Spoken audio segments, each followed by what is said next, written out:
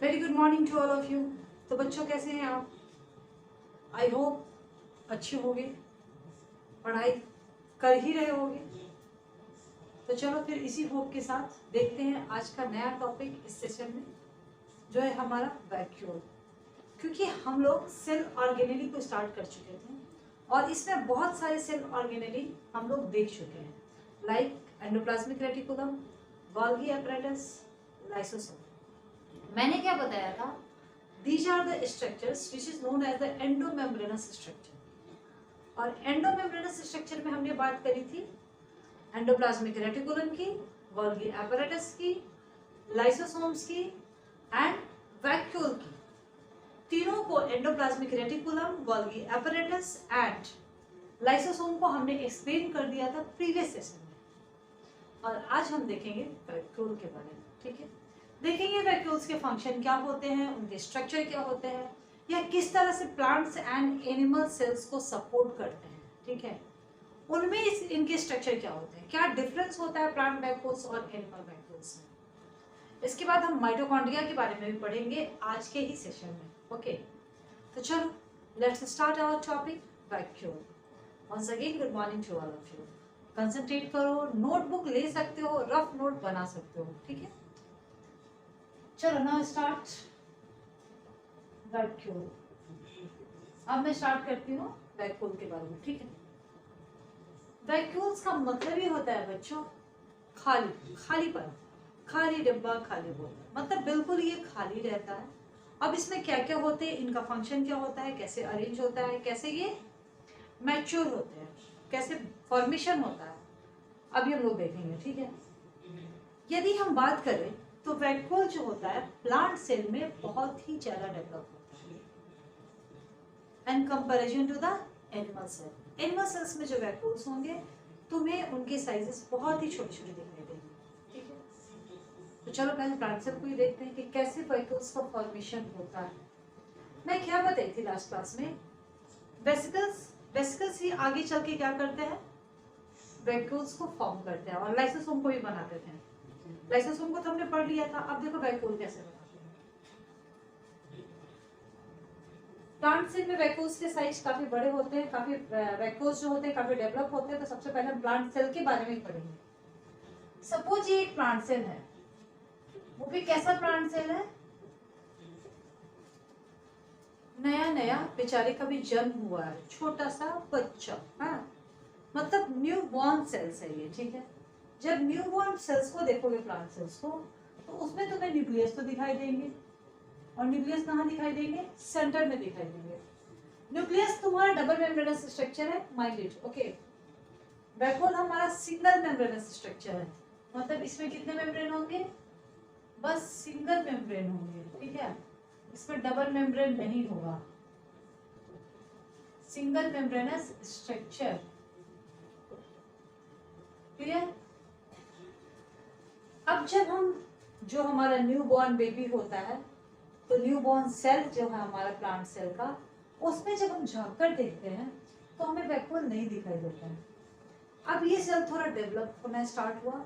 Okay, जैसे जैसे ये सेल डेवलप होगा, तो ड्यूरिंग द डेवलपमेंटल कंडीशन या ड्यूरिंग द डेवलपमेंट क्या तुम देखोगे, इसमें छोटे छोटे छोटे छोटे वेसिकल्स तुमको दिखाई देंगे। ओके, न्यूक्लियस अभी भी तुम्हारा सेंटर में ही रहेगा, डबल मेम्ब्रेनस रहेगा। ठीक है, और जब ये प्लांट सेल बिल्कुल मैच्योर हो जाएंगे, बड़े हो जाएंगे, कैसे हो जाएंगे, ऐसे देखो, अब ये मैच्योर हो गया तुम्हारा प्लांट सेल। ठीक है, तो इस मैच्योर प्लांट सेल में तुम क्या देखोगे,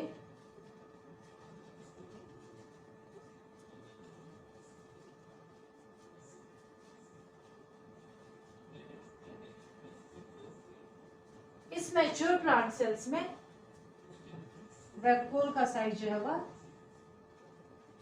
बहुत ही बड़ा हो जाता है, और इसके साइज इतने बड़े हो जाते हैं कि आफ्टर ऑल क्या होता है, जो हमारा न्यूक्लियस सेंटर में था उसको शिफ्ट होना पड़ता है, क्योंकि फिर फिट ही नहीं आएगा। तो ये पुश कर देता है न्यूक्लियस भी सोचता है चलो भाई तो साइड ही हो रहे, बंदे को एडजस्ट होने दो, तो ये साइड में आ जाता है, ठीक है। यहाँ पे तुम्हारा न्यूक्लियस आएगा। जबकि हम एनिमल सेल में जब देखेंगे तो एनिमल सेल में हमारा जो न्यूक्लियस है वो तुम्हें बीच में ही दिखाई देगा, सेंटर में ही दिखाई देगा, क्योंकि स्पेस का कोई प्रॉब्लम ही नहीं है, वैक्यूल तो डेवलप ही नहीं हुआ, उसके तो साइज काफी छोटे छोटे हैं जहाँ था, ठीक है। तो जिसका जो पोजीशन है वो वहीं पे रहता है। इसकी साइज की वजह से प्लांट सेल में न्यूक्लियस तुम्हारा साइड में शिफ्ट हो जाता है। अब वैक्यूल की जब हम बात करें तो तुम वैक्यूल में क्या देखोगे, ये सिंगल मेम्ब्रेनस स्ट्रक्चर जो है, ऊपर वाला मेम्ब्रेन इसका क्या कहलाता है, टोनोप्लास्ट, ठीक है। और अंदर जो लिक्विड लाइक मटेरियल्स भरा रहता है उसको हम लोग बोलते हैं सेल सैक। ये हमारे वैक्यूल का स्ट्रक्चर, ठीक है। बेसिकली ये खाली ही होता है, एक रिक्त स्थान है, fill in the blanks in the plant cell, you can say. हाँ, बहुत सारा खाली जगह छूटा हुआ है। अब ये क्यों खाली जगह है, क्यों फिल इन द ब्लैंक्स है, अभी बताती हूँ इसके फंक्शन में। पहले स्ट्रक्चर में तो कुछ था ही नहीं, सिंगल मेम्ब्रेनस स्ट्रक्चर है। कैसे डेवलप हुआ, ये छोटे छोटे जो वेसिकल्स थे ड्यूरिंग द डेवलपमेंट, जब ये डेवलपमेंट के प्रोसेस में हमारा प्लांट सेल, तो ये जो छोटे छोटे जो वेसिकल्स है वह कलेक्टिवली मिल गए एक साथ, और मिलके क्या बनाया, एक बड़ा सा वैक्यूल बना दिया, बड़े से वैक्यूल का फॉर्मेशन कर दिया। किसके थ्रू हुआ, वेसिकल्स के थ्रू हुआ। बस इतनी सी बात है। स्ट्रक्चर देखे तो इसका जो मेम्ब्रेन है that is called the tonoplast, और जो लिक्विड लाइक मटेरियल इसके अंदर भरा है that is known as the cell sac. अब इसके हम फंक्शन पे आते हैं। वैक्यूल की फंक्शन की बात करें तो वैक्यूल्स बहुत हेल्प करता है प्लांट्स के ग्रोथ में, और इसीलिए टर्जिडिटी प्रोवाइड करता है। तो फंक्शन लिखो इसका,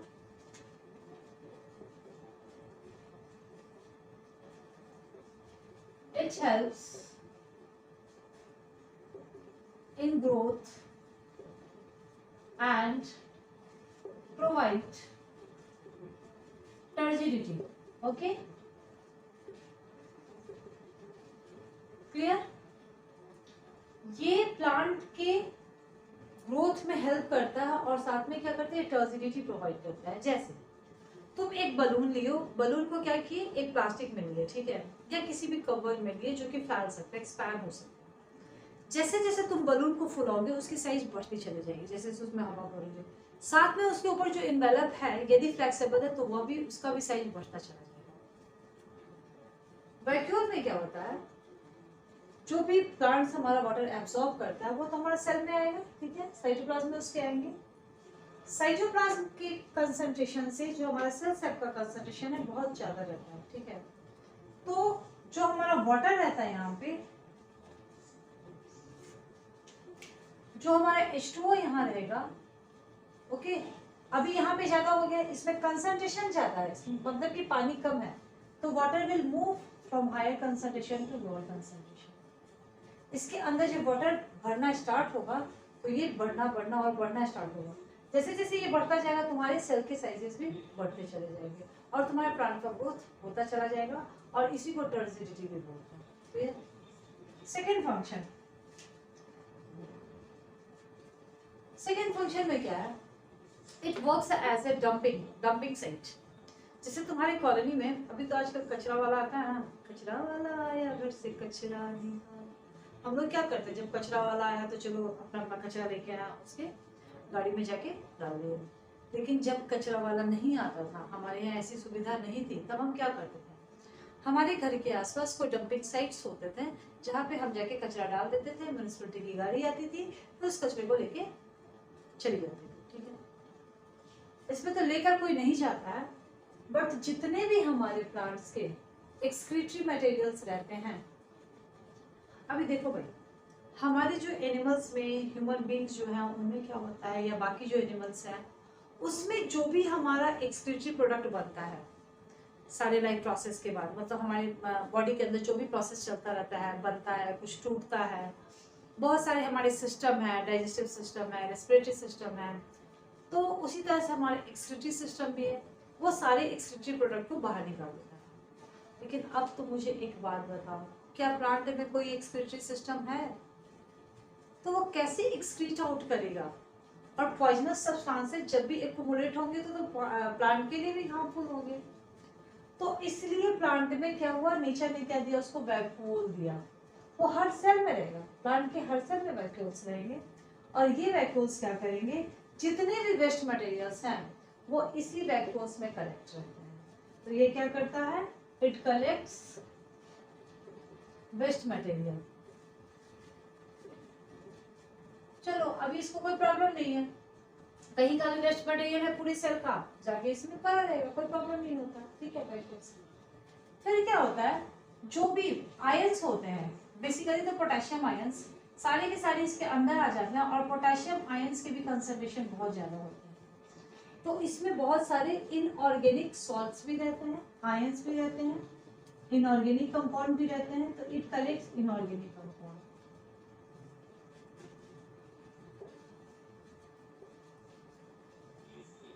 कंपाउंड्स एंड आयंस। अब मेरी बात एक सुनो, इसमें बहुत सारे पिगमेंट भी होता है, बट इसमें वो पिगमेंट होते हैं जो वाटर सॉल्युबल होते हैं, ठीक है। तो बहुत सारे पिगमेंट भी पाए जाते हैं। It also contains some pigment.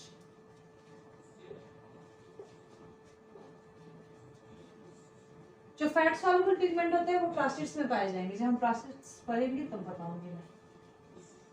Contains some pigment. तो ये था हमारा वैक्यूल। लेकिन ये तो वैक्यूल कौन सा था, जो प्लांट में प्रेजेंट रहता है। मैं लेक्चर की स्टार्टिंग में ही बताई थी कि प्लांट सेल में भी वैक्यूल्स होते हैं और एनिमल सेल में भी वैक्यूल्स होते हैं।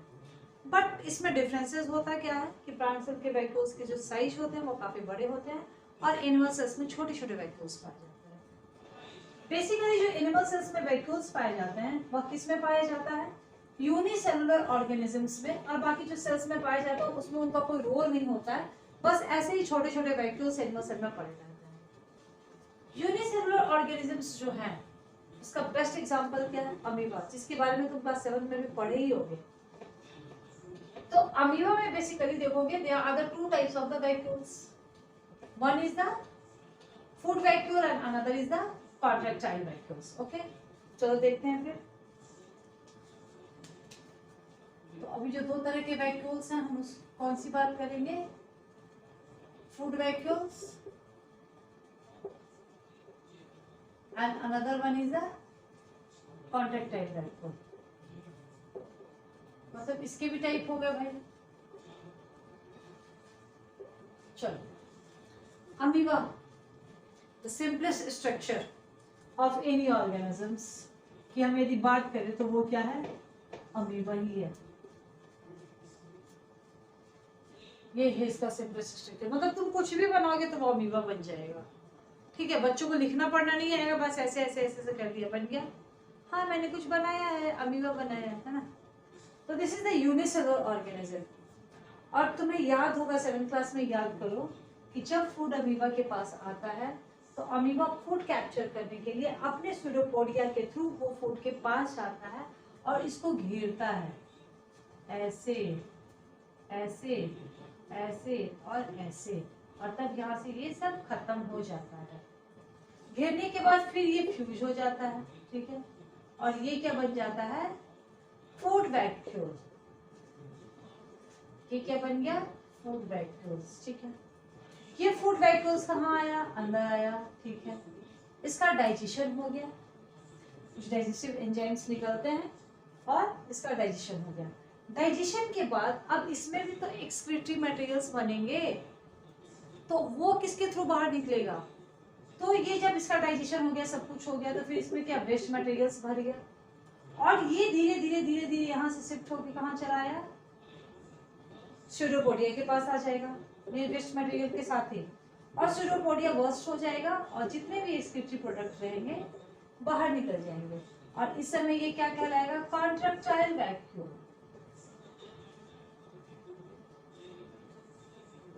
तो इससे हमें क्या पता चला कि vacuoles are two types in simplest organisms, that is known as the unicellular organism, which is amoeba, and these vacuoles are the food vacuole which helps in the food capturing, and another one is the contractile vacuole which helps in the excretion. Okay, clear यहाँ तक? अभी हमारा vacuole complete, finished. किसी को कोई doubt है तो you can write in chat box and comment sections also. Okay, now next हम लोग पढ़ेंगे, ये खत्म करो, अब हम पढ़ेंगे माइटोकॉन्ड्रिया के बारे में. ठीक है,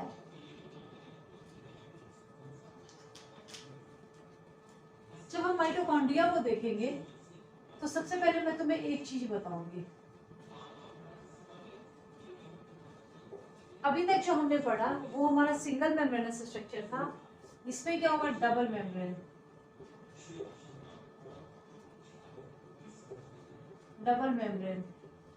बट इससे भी इंपॉर्टेंट मैं बात तुम्हें ये बताऊंगी कि ये सेमी ऑटोनॉमस बॉडी होता है, और इसके साथ साथ माइटोकॉन्ड्रिया और प्लास्टिड्स दोनों ही सेमी ऑटोनॉमस बॉडी होते हैं. क्या होते हैं? Semi autonomous body. अब तुम बोलोगे मैम ये क्या है, ये किस चिड़िया का नाम है?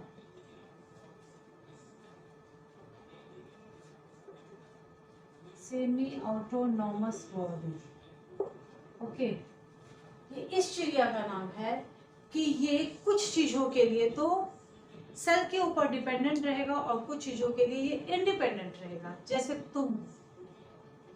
जब तुम छोटे बच्चे होते थे, मतलब जब तुम्हारा जन्म हुआ था, तो तुम सुसु, पॉटी, फीडिंग सबके लिए किस पर डिपेंड? मम्मी पर डिपेंडेंट. मतलब कोई तुमको सुसु कराएगा, कोई तुम्हें पॉटी कराएगा, कोई तुम्हें बोतल में दूध भर के देगा, वो पिलाएगा, है ना. मतलब हम कुछ नहीं कर सकते थे खुद से, सब कुछ मम्मी पापा करते थे. ओके, अब तुम थोड़ा बड़े हो गए हो. थोड़े बड़े होने के बाद क्या करते हो? सुसु पोटी तो खुद कर ही लेते होगे, है ना. कपड़े भी खुद पहन लेते होगे, खाना भी खुद खा लेते होगे. चलो ठीक है, तो बोलो कि मैम सब सारे काम तो हम लोग खुद कर ही लेते हैं. खाना बनाकर कौन देता है? मम्मी खाना बनाकर देगी तभी तो खाओगे ना. खाना खुद बना तो नहीं लेते हो ना, तो खाने के लिए मम्मी पर डिपेंडेंट हो. ओके, कुछ तो बच्चे ऐसे भी होंगे जो कपड़े वॉश करने के लिए भी मम्मी पर डिपेंडेंट होंगे, है ना. और कुछ बच्चे ऐसे होंगे जो कॉम्बिंग करने के लिए मम्मी पे डिपेंडेंट होंगे. ऐसा भी है ना. और इन सब चीज के लिए तुम डिपेंडेंट हो या ना हो, पैसा के लिए तो पक्का डिपेंडेंट होगे पापा पे और मम्मी पे, है ना, अपने पेरेंट्स पे. कि मम्मी पापा जब तुमको पैसा देंगे तभी तो तुम चिप्स, कुरकुरे और दोस्तों की पार्टी कर सकते हो. अदरवाइज विदाउट मनी ठनी, है ना, कोई फन नहीं. तो ये जो हमारा होता है, इसी तरह माइटोकॉन्ड्रिया भी क्या है? सेमी ऑटोनॉमस बॉडी है. मतलब कुछ चीज के लिए तो ये है डिपेंडेंट सेल पे अपने, बट बहुत सारी चीज के लिए ये डिपेंड नहीं करता है. क्यों? क्योंकि माइटोकॉन्ड्रिया में अपना डीएनए होता है, माइटोकॉन्ड्रिया का अपना राइबोसोम होता है, प्रोटीन होता है. ठीक है, अंडरस्टूड. अब देखो माइटोकॉन्ड्रिया के स्ट्रक्चर क्या होता है. ये तुम्हारा है एक सेल. ठीक है, सेल के अंदर मैं बनाऊंगी माइटोकॉन्ड्रिया. माइटोकॉन्ड्रिया बनाने के पहले मैं एक बात बता दूं कि माइटोकॉन्ड्रिया का जो शेप होता है वो फिक्स नहीं होता है. मतलब तुम बोलोगे कि मैम ये तो बोर्ड शेप होता था, ये तो सिलेंड्रिकल होता है. ऐसा कुछ नहीं. सिलेंड्रिकल भी हो सकता है, बोर्ड शेप भी हो सकता है, ओवल भी होता है, डिपेंड्स ऑन द ऑर्गेनिज्म. ठीक है, चलो मैं तुम्हारी क्लास के अनुसार अभी बोर्ड शेप बना रही हूँ. मैंने क्या बताया? ये डबल मेम्ब्रेनस स्ट्रक्चर है, तो एक मेम्ब्रेन तो मैंने बना दिया. दूसरे मेम्ब्रेन की जब बात करोगे, थोड़ा बड़ा बना दो यार, कुछ इसके अंदर भी तो बहुत सारी चीज समझनी है. एक बार में ड्राइंग ज्यादा अच्छी बनती है, दोबारा मॉडिफाई करो ना तो बहुत उल्टा पुल्टा हो जाता है. उसको मिलाने में फिर टाइम लग जाता है. ठीक है, जब उसके अंदर वाले मेम्ब्रेन, तो ये तो स्मूथ मेम्ब्रेन रहेगा, and this one is known as the outer membrane. ठीक है,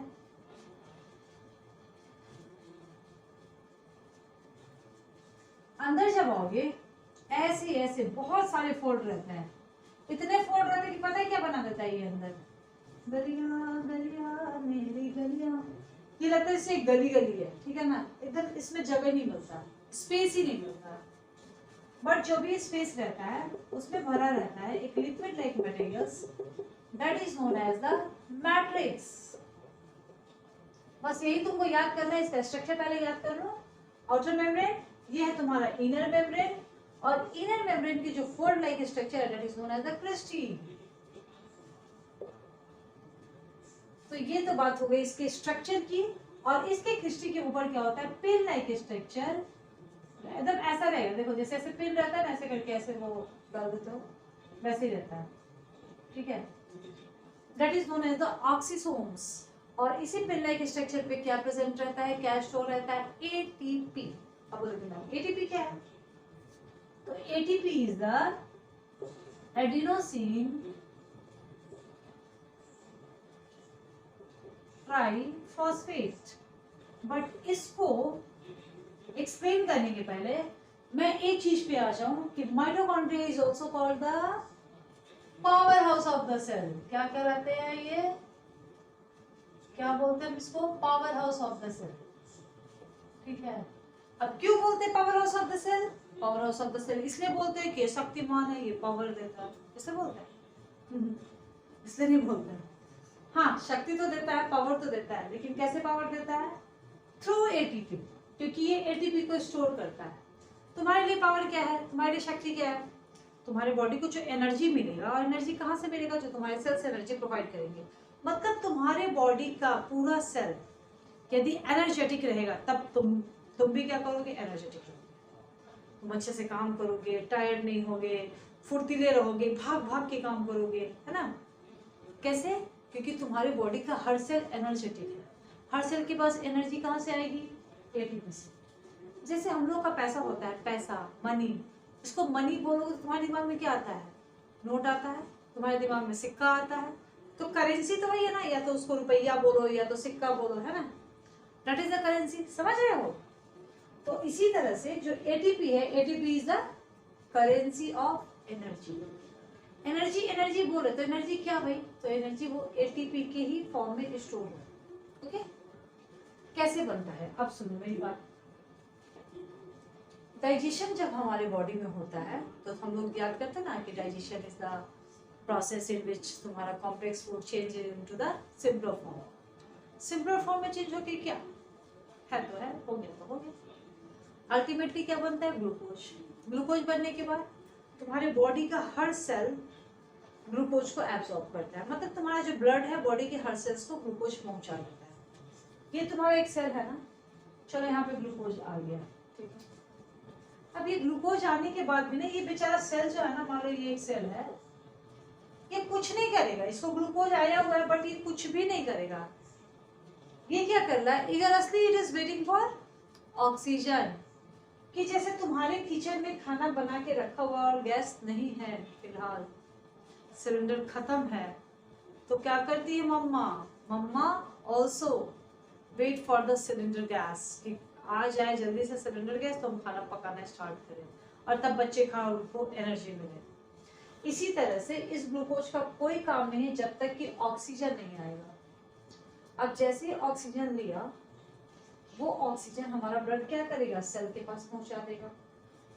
तो ये जो हमारे क्या है, ये साइटोप्लाज्मा और ये माइटोकॉन्ड्रिया है। तो साइटोप्लाज्म में हमारा ग्लूकोज जो होता है वो पाइरूवेट में ब्रेक हो जाता है, और पाइरूवेट कहाँ चला गया, माइटोकॉन्ड्रिया में। क्योंकि ब्लड जो ऑक्सीजन लेकर लंग से आया था वह कहाँ पे आया, वह माइटोकॉन्ड्रिया में ही इंटर कर जाता है, और तब इसलिए पाइरूवेट भी इंटर कर जाएगा माइटोकॉन्ड्रिया में,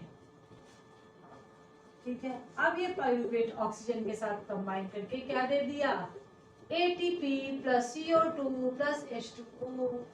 CO2 बाहर निकल जाएगा, वाटर तो हमारे बॉडी में रहते ही हैं, और ATP को ही क्या कर देता है, ATP को यहाँ पे सेफली स्टोर करके रखता है। और जब तुम्हारे बॉडी का रिक्वायरमेंट आता है उस ATP को रिलीज करता है, तोड़ता है एडिनोसिन डाइफॉस्फेट में और IP में, उसमें एनर्जी रिलीज होता है, वो एनर्जी तुम्हें प्रोवाइड करता है, ठीक है। ये ATP के रूप में ये स्टोर है, और टाइम टू टाइम तुम्हें जितनी एनर्जी चाहिए होती है वह माइटोकॉन्ड्रिया व सेल के थ्रू तुम्हें प्रोवाइड किया जाता है। क्योंकि यदि, और हाँ, रेस्पिरेशन याद करो, फ्लैशबैक में जाओ 7th क्लास में, 2 तरह का रेस्पिरेशन था ना, एरोबिक और एनारोबिक। जब ऑक्सीजन मिल जाएगा तभी हमारा रेस्पिरेशन माइटोकॉन्ड्रिया में होता है।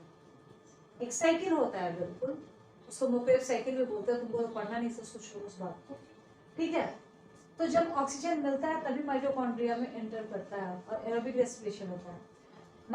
सॉरी, ऑक्सीजन नहीं मिलता है जब आप एक्सरसाइज करते हैं बहुत ज़्यादा, तो याद करो मसल सेल्स में हमारा रेस्पिरेशन होता था, जिसमें कि फॉर्मेशन होता था तुम्हारा किसका, जो क्रैम्प्स आ जाता था लैक्टिक एसिड्स का, ओके। या फिर ईस्ट जो एक हमारा माइक्रो ऑर्गेनिज्म है उसमें भी ऑक्सीजन नहीं मिलता, तो एनारोबिक रेस्पिरेशन, ठीक है। तो इस तरह से जो हमारा मेन सेंटर है जो एनर्जी का, एनर्जी कहाँ मिला, माइटोकॉन्ड्रिया से ही मिला। That's why it is called the power house of the cell. और एक बात और बता दो, यदि बहुत ज्यादा एनर्जी की नीड्स होती है तो ये माइटोकॉन्ड्रिया डिवाइड भी कर सकता है। सेल डिवाइड नहीं कर रहा है लेकिन ये माइटोकॉन्ड्रिया डिवाइड कर सकता है। एक माइटोकॉन्ड्रिया डिवाइड करके 2 बना देगा, फिर 2 डिवाइड करके 4 बना देगा, मतलब माइटोकॉन्ड्रिया बनते रहेंगे। और इसी माइटोकॉन्ड्रिया के पास अपना डीएनए भी होगा। डीएनए कैसा होगा, सर्कुलर डीएनए। कैसा होगा, सर्कुलर डीएनए। आरएनए होगा, प्रोटीन होगा, राइबोसोम्स होगा। राइबोसोम भी कैसा होगा, 70S होगा, ठीक है ना। ऐसे बाकी तुम्हारे जो सेल्स होते हैं उसमें एटीएस, साइटोप्लाज्म में होगा वो एटीएस राइबोसोम्स होगा। राइबोसोम्स बताई थी ना प्रोटीन सिंथेसिस करते हैं, कहाँ बताई थी मैं, साइटोप्लाज्म में बताई थी, एंडोप्लाज्मिक रेटिकुलम के पास, वहाँ भी राइबोसोम्स होते हैं, वो एटीएस टाइप के होते हैं। यहाँ भी राइबोसोम्स होते हैं, माइटोकॉन्ड्रिया के अंदर भी वो 70S टाइप के होते हैं। जब पूरा एनिमल सेल और प्लांट सेल्स कंप्लीट करने के बाद मैं पढ़ाऊंगी प्रोकैरियोटिक सेल और यूकैरियोटिक सेल्स के बारे में। तो तुम जब प्रोकैरियोटिक सेल्स पढ़ोगे तो वहाँ देखोगे कि वहाँ पे जो राइबोसोम्स है वो अलग पाया जाता है और यूकैरियोटिक में अलग पाया जाता है। अब now I think I am very clear. अब तुम लोग बताओ क्लियर है कि नहीं, कोई डाउट रह गया है या नहीं रह गया है। You can write in the chat box and comment section also, okay. Now अब हम लोग देखेंगे क्या, प्लास्टिड्स देखेंगे नेक्स्ट सेशन में। तुम्हारा वैक्यूल्स और माइटोकॉन्ड्रिया कंप्लीट हो चुका है। प्लास्टिड्स के बारे में जानेंगे हम लोग डिटेल में। प्लास्टिक से टाइप्स होते हैं बहुत सारे क्या 3 तरह के होते हैं, उन सबको पढ़ेंगे, ओके। डिटेल स्ट्रक्चर देखेंगे। तब तक के लिए गुड बाय, स्वस्थ रहो, मस्त रहो, मुस्कुराते रहो, पढ़ते रहो और रिविजन करते रहो।